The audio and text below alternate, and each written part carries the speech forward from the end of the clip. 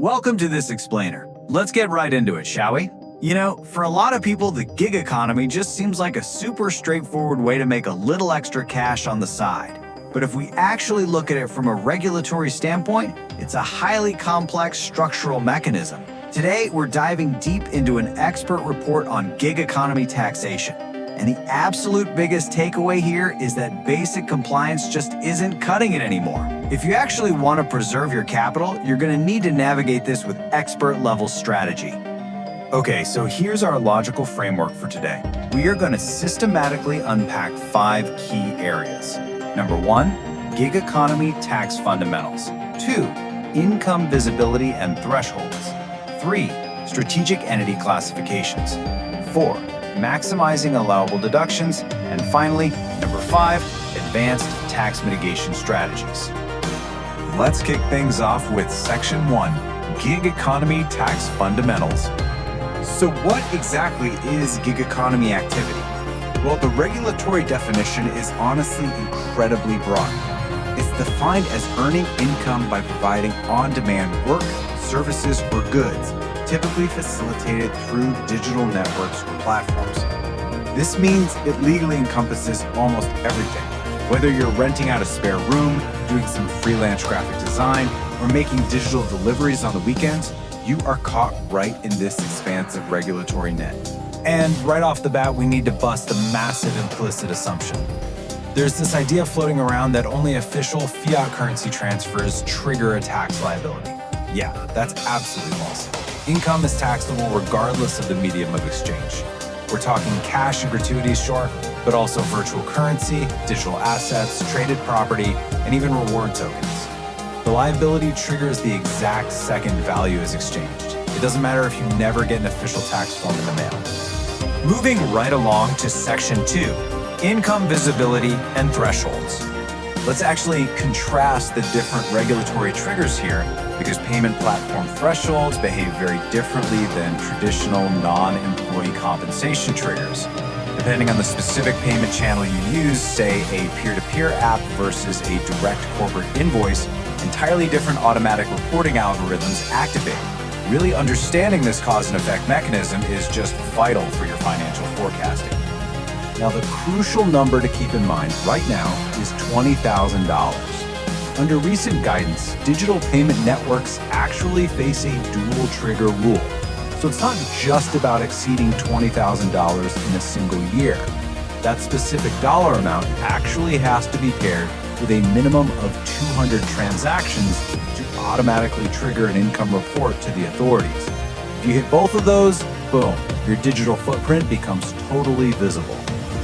But contrast that $20,000 with this number, $2,000. This highlights a totally non-obvious but highly strategic shift that's coming up in 2026. The baseline reporting threshold for general non-employee compensation, so think of your traditional freelance forms here, is jumping up to $2,000. This is going to significantly alter the compliance rhythm for independent contractors because it totally changes when businesses are required to automatically report your earnings. Okay, here is a massive, actionable insight you absolutely need to take away. Commingling your personal and business transactions on peer-to-peer payment networks, that creates artificial regulatory visibility. So if you're using the exact same app to receive a $5,000 business payment and to split a dinner bill with friends, you are seriously risking an unintended audit based on false income triggers. Strict account separation isn't just a good idea, it's a required defensive strategy. All right, Section 3, strategic entity classifications. So this begs the question, when does a standard business setup actually become a severe financial liability? Look, most independent workers just start out as a sole proprietor or a basic LLC. Makes sense, right? But as your net income grows, that 15.3% self-employment tax hits every single dollar of profit. It quickly escalates from a minor cost of doing business into a massive, heavy capital drain. Let's look at the actual mechanics of this. In a standard pass-through entity, that heavy 15.3% tax applies to all of your net profits. The strategic advantage there is just low administrative setup. But expert strategists highly recommend reclassifying into a corporate election structure once your net income consistently exceeds $50,000. Why? Because then that 15.3% tax applies only to a reasonable salary you pay yourself. The rest of the profit? You take that as a business distribution, which completely exempts it from self-employment taxes. It is a total game changer. Let's jump into Section 4, maximizing allowable deductions. We really need to examine the mechanics of these newly enacted provisions for deducting qualified tips and gratuities. Look, this is not an automatic free pass. To legally claim these deductions without immediately triggering red flags, you have to follow rigorous documentation mechanisms. You must maintain concurrent daily logs of all transactions, ensure those exact amounts are explicitly included in your gross income documentation, and verify strict occupation eligibility for transition relief. It is a highly precise, non-obvious process.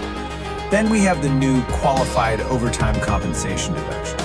The maximum limits here are hard-coded, $12,500 for individual filers and $25,000 for joint filers. But the implicit assumption here, the big catch, is that you can actually prove it. You need meticulous wage statement tracking to prove your compensation exceeds standard labor rates. The burden of proof falls entirely on you, the earner. Finally, Section 5, Advanced Tax Mitigation Strategies. There's this huge misconception out there that just owning a rental property yields automatic tax benefits.